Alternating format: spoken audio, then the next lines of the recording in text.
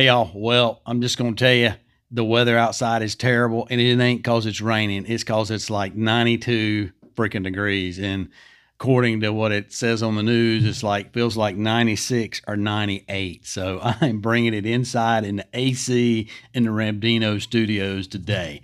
And I just got off trail just literally less than 24 hours ago. And that is the hardest hike I have ever done. Did the Virginia from Buena Vista to cross the Priest, cross 3 ridges, up to the Blue Ridge Parkway. And I'm going to tell you, that is the hardest hike I have ever done, mostly probably because of the heat, but also the terrain. So anyway, I'll be coming out with those video of that in the next week or so. Probably 2 weeks. You know how I am, probably 3 weeks. But anyway, let's go on and talk about what's going on the Appalachian Trail, the news we got going on out there, and the Thru hikers. So we got Chase and Buzz, who they're being supported by Vanish. They're on their flip-flop from Springer to Hot Springs. And then they're doing Harper's Ferry to Katahdin, and then they're going to flip back down to Harper's Ferry and go Sobo down to Hot Springs. So they've checked in. They sent in their video update. Hey Ramino, thanks for all you do.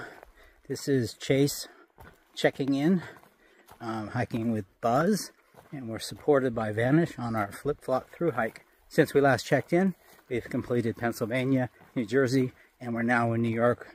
Today we crossed over Bear Mountain and the Hudson River, so we're making good progress, but a little slow right now because of the heat. Now, the biggest issue we're dealing with this week is what they call the heat dome, with a temperature index over 100. Actual temps are in the 90s.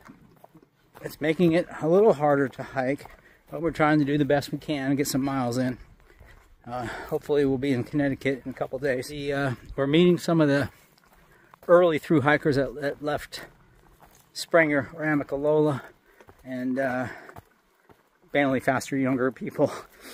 Yep. I can definitely sympathize with that. It is so hot out there. You're going to see a theme as we go through all of these. So we're right in the middle of a heat dome when all these, when this is going on, in case you're watching this years from now. And yeah, you got to be prepared for it. So Nichols, he has made it to Maine. So congratulations to him. That's his last state. And he sends in this video update. So basically what he's showing us here is he just wants us to see what the trail's like up there. So stark difference between the trail in Maine and what we've been experiencing down here. Really throughout the trail, I would say it's all the way from Vermont all the way south. He did want to give us a few notes about the barn hostel that's up there in Gorham, New Hampshire. He said, please call Paul, I guess that's the proprietor, to reserve a bunk because text and email are not currently working. And then he also said the barn is cash only right now because the credit card machine, he's not taking credit card because the fees have increased by 25%, and he does not want to raise his price of $35 a bunk. So that is a bargain anywhere. You could probably raise it a lot more than that and take the credit cards, and people would still be there. Although I'm not familiar with the barn hostel. Somebody out there is. Leave a comment. Just keep it positive if you could. Don't want to throw shade on anybody, but just curious about what type of hostel the barn is. But Nichols also had a loss this week, and so we're going to talk here in just a moment about that loss. Gadget Girl and Bunny, they have had a great week. They have had just all kind of iconic things happen to them where they are on the trail. That's just made it a huge week, and they sent in this update. Hey Ramdino, Gadget Girl and Bunny have had a busy week. We've toured several historic structures. We stayed at the Iron Masters Hostel, which was fabulous. Had trail magic from friends and from complete strangers. Reached the halfway point and completed the half-gallon challenge. So, yeah, that is awesome. So, come through the roller coaster. They hit Harper's Ferry. They are on their way to Maryland. They've had all kind of trail magic. They've had their family, and they saw a bear out there on the trail. And this is a pretty good-sized bear. Fortunately, it looked like it was heading away from them, but I'd hate for something that big to be heading close to me, and they looked like they were pretty close to it. Chuck Owl, he has made it to Warwick, New York, this past week. So Warwick is where they have the drive-in theater. So as soon as you get into New York, I believe it is, you cross over the border, and there the Warwick drive-in where they allow hikers to come and set up for free. I think they even give you a radio, and you can listen to or watch the drive-in, whatever they're showing at the drive-in, and I think they're first-run movies too. So that's one of the last drive-ins in the country, I'm sure. So that is pretty neat, that what they do for hikers. And I know it's going to be hot while you're out there right now, but that's pretty neat.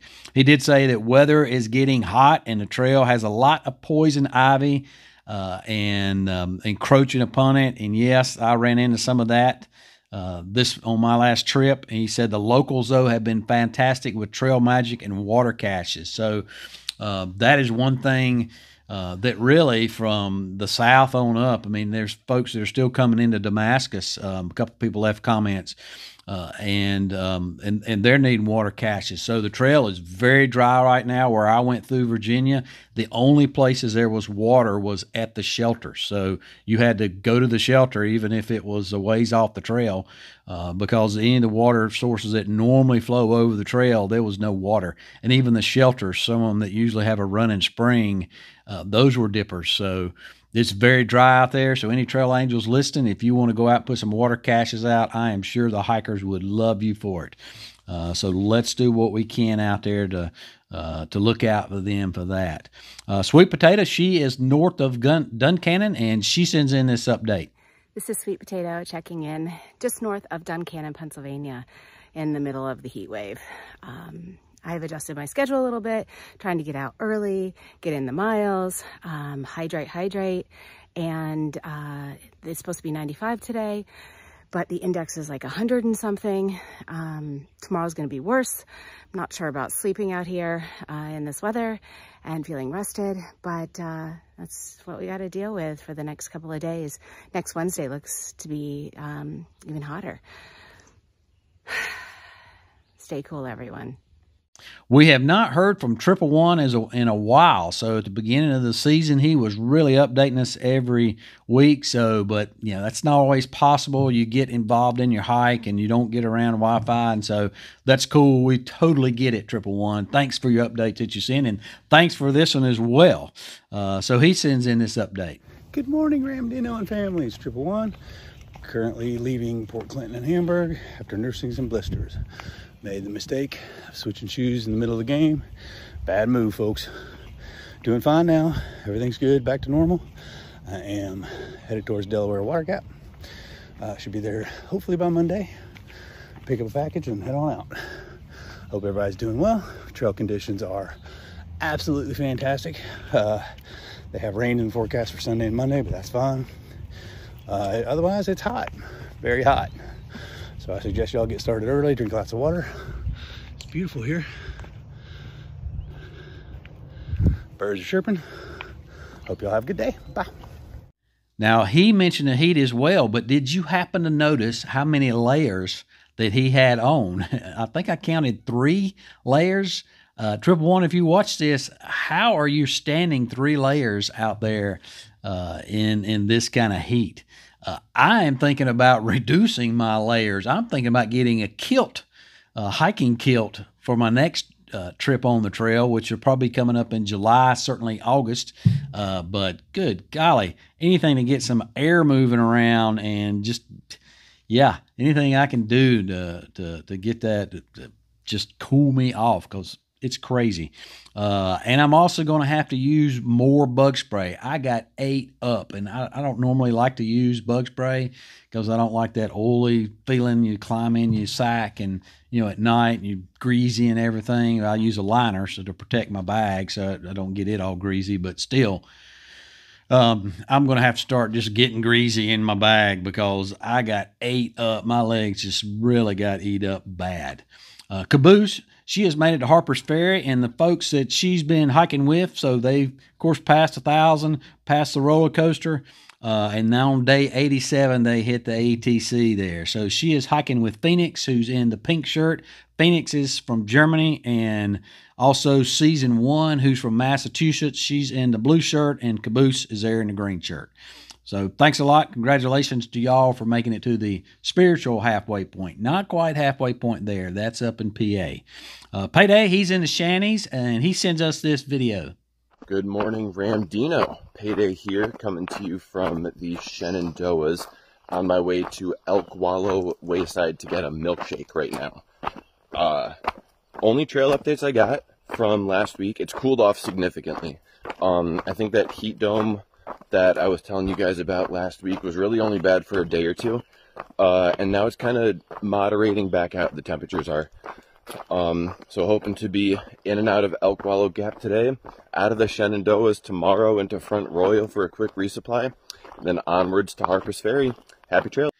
I think Payday is delirious. That was a pretty fresh video, and it's hot out there. I did chat with him later, and he said they are cutting back on their miles considerably because of the heat. So the heat's back after he hit this video. Maybe he called a little quick cool spell there for 6 hours or more. But so what they're doing is they're getting up and hiking in the morning, getting out of camp by 6 o'clock, hiking till around noon, and then just stopping and taking a break, and then they are picking up in the late evening, even though it's still hot in the late evening. It was this weekend. Picking up in the late evening and doing some night hiking out there. So that is certainly a strategy during this heat to do that. He did say that water is very scarce in Virginia. Yes, it is. I can attest to that. And he talked to some ridge runners and said it's only going to get worse up in PA. Part of that, I think the ATC removed, I think it was PA where they removed some pumps that were at some different shelters up there a couple years back. Maybe in New York, I'm not sure. Somebody correct me about that. But they did remove a bunch of pumps that were up there. Matt Hermit, he is heading into Delaware Water Gap. He sends in this video. Hey Ramdino, Matt Hermit checking in with you. Headed down the last 6 miles into Delaware Water Gap. We're in a bit of a heat wave here, have been for a couple days. So the first really hot day was the climb out of Lehigh Gap, which made it even more interesting. But otherwise, doing well. It's the same group of hikers on the trail. I think some of the faster front edge of the bubble folks are catching us, but the bubble hasn't caught us yet. So campsites are moderately occupied and facilities are generally available. Hey, thanks again for all you do, and we'll check in with you next week. Inchworm, he is working his way through Vermont. He sends in his update. How you doing, Ramdino? Inchworm here from the top of Killington in Vermont. Note to yourself, don't climb Killington during a heat wave. Oh my God, I'm gonna die. But anyway, that's what we're looking at today. It's just gorgeous, but it's very hot. Very hot.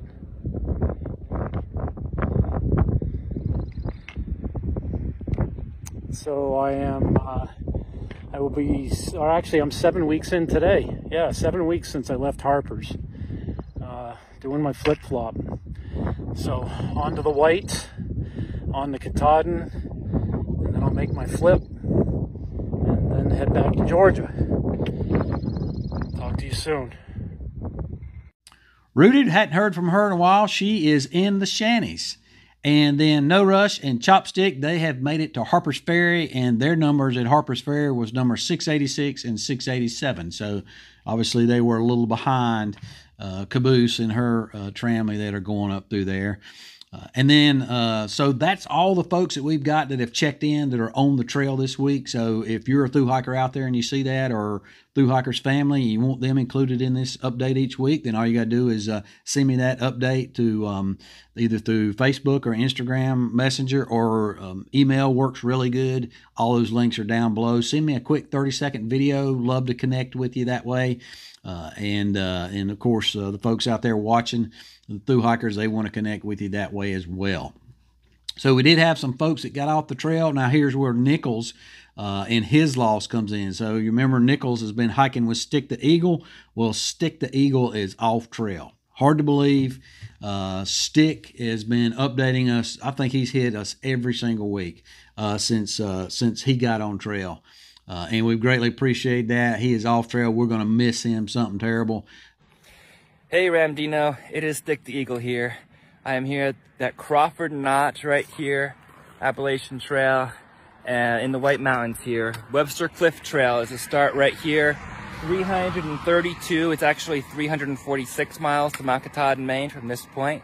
Sadly, I have to get off the trail right here and go home because I had a limited time for this trip. So that limited time is up. My 120 days that I had before I had another commitment is here. So I have to go back, and I am hoping that I can come back here to this very spot and finish in a few months. But so long for now. Remember to embrace the journey and happy trails. And what is just really heartbreaking is that he got off the trail. He was only had 342 miles to go to Katahdin. God, that has got to hurt. Got to hurt. So hopefully he will be able to get back on the trail out there and be able to finish. Obviously, 342 he'll finish sometime in his lifetime, but hopefully he was trying to do it as a thru hiker, so hopefully he'll be able to do that throughout this calendar year. And then Bayou, he has only updated us a few times, but he is off the trail after 625 miles, so he had a trail injury that is just not going to heal. He had some bad tendonitis in a foot, and just it's not going to heal in time for him to do a thru hike. So he's off. But he said that once he gets that healed up, his adventures it will continue. So for those folks that got off, man, I'm hating that for you. I really am. I know that is tough. Want to send out a huge shout of thanks to a super thanker that we had this past week, and that's MHE 8545. So don't know the real name of that person, but thank you so much for your super thanks. That's one way that people support this channel. They can also support it by purchasing merch at my merchandise store or joining as a Patreon. But your thumbs up and those are great. Your subscriptions and your comments. I love your comments. You guys are always great on your comments, and 99% of them are positive. So thank you so much for that. That's awesome for you folks to do that.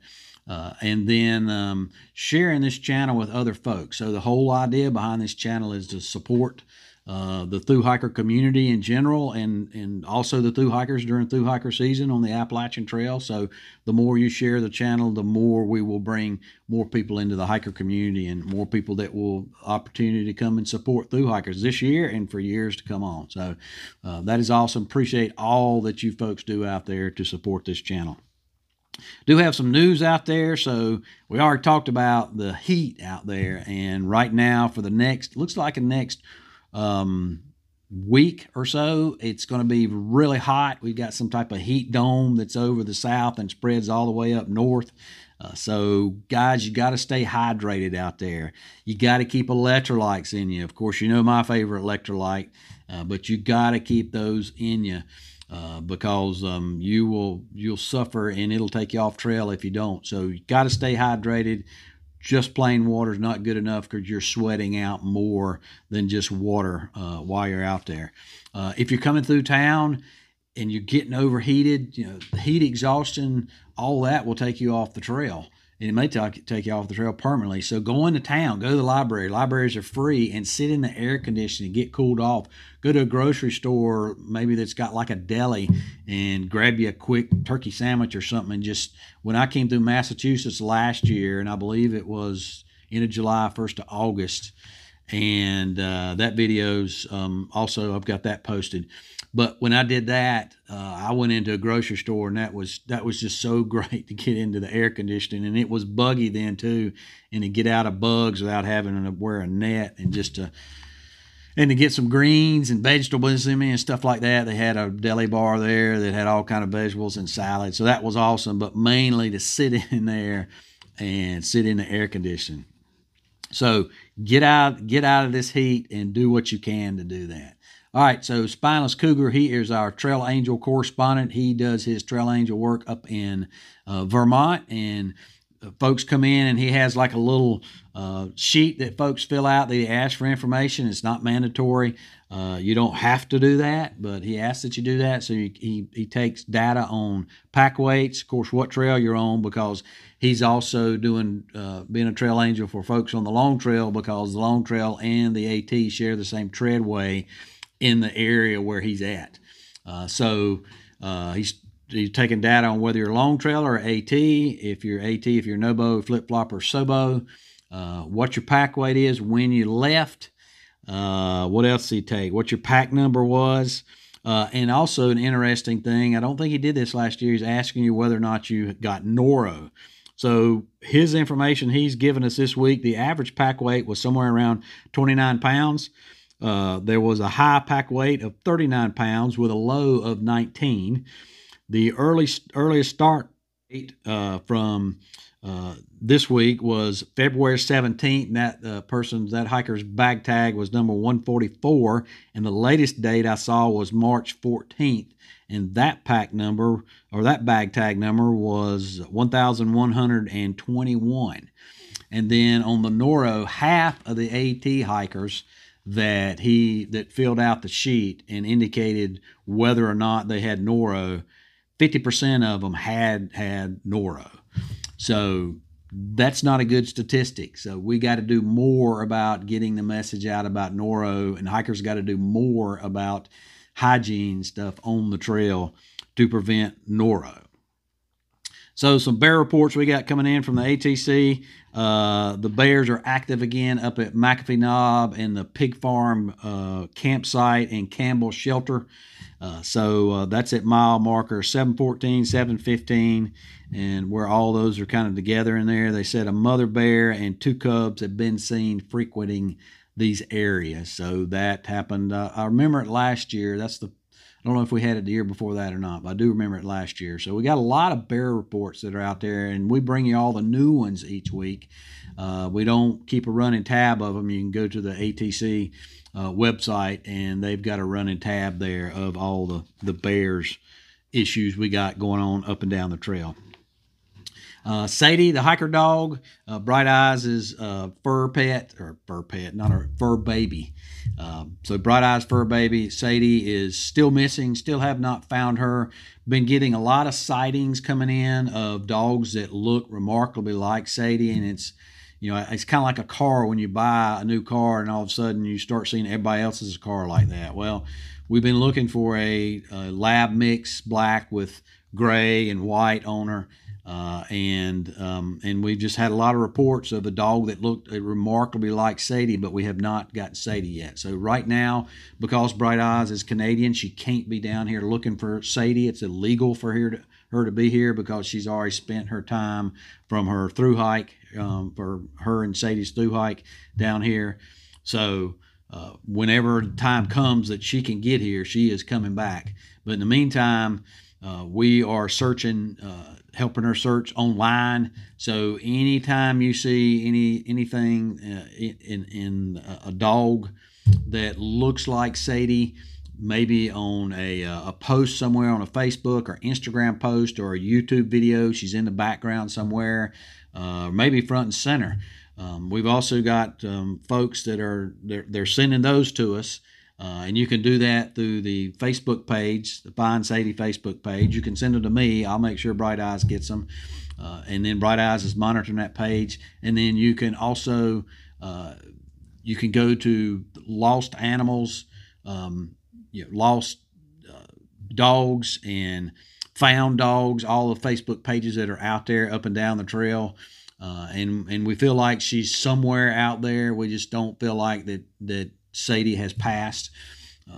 We've had some sightings that we feel like was her. We don't know that for sure, and so that's what we're struggling with. But it doesn't matter. It doesn't take one time for us to for somebody to report that and it be correct and us be able to get a lead on Sadie. So if you're out there and you've got some time, then you can go to Lost Dog Facebook pages, all up and down the trail, particularly from Tennessee and really Virginia, all the way down to Atlanta.